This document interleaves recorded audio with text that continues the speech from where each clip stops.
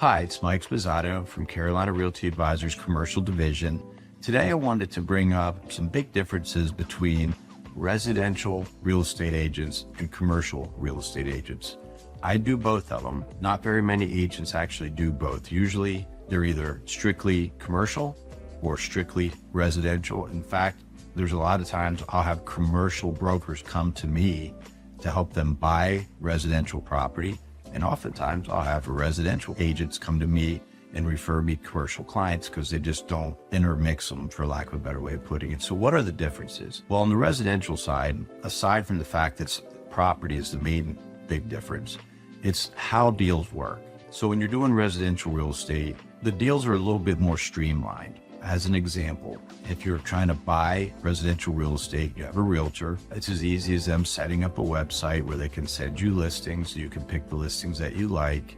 There's a very systematic approach for scheduling tours of these properties until the buyer finds one that they like. And then once they find that property, all of the forms that we use on the residential side are very standard. They're fill in the blank type forms.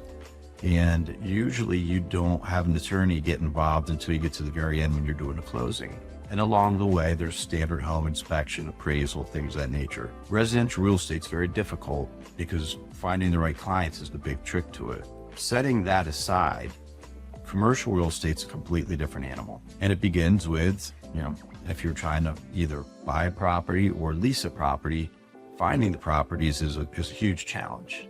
There's a couple of different websites that are out there. They're all like kind of segmented and not, they don't all really work together all that much. I'm sure you've heard of LoopNet or Craigsy, but the big one is called CoStar.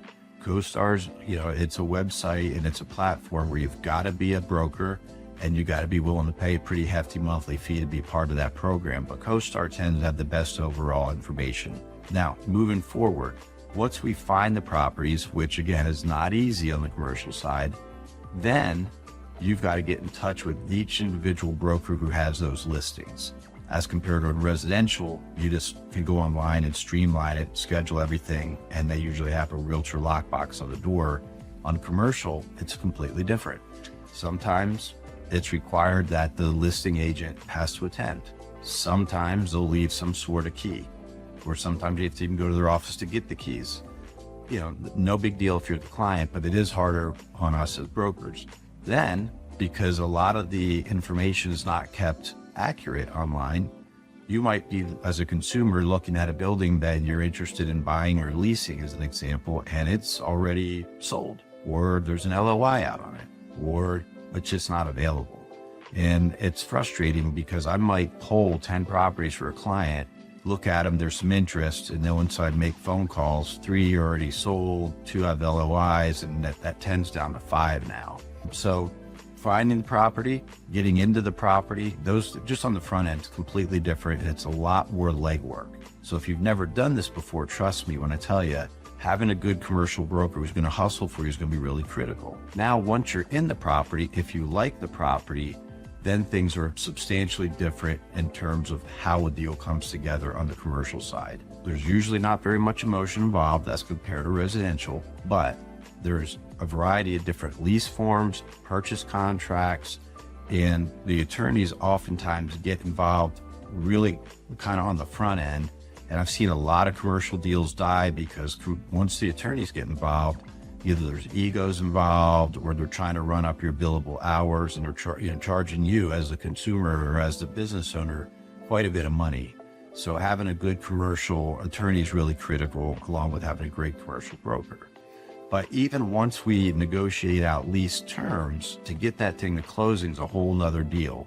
So, long story short, the residential side, very streamlined, pre-printed forms. Attorneys don't get involved to the very end. There's systems in place, and that's why there's a lot more residential brokers, because the residential brokerage side is easier, even though it's difficult and competitive to find the client.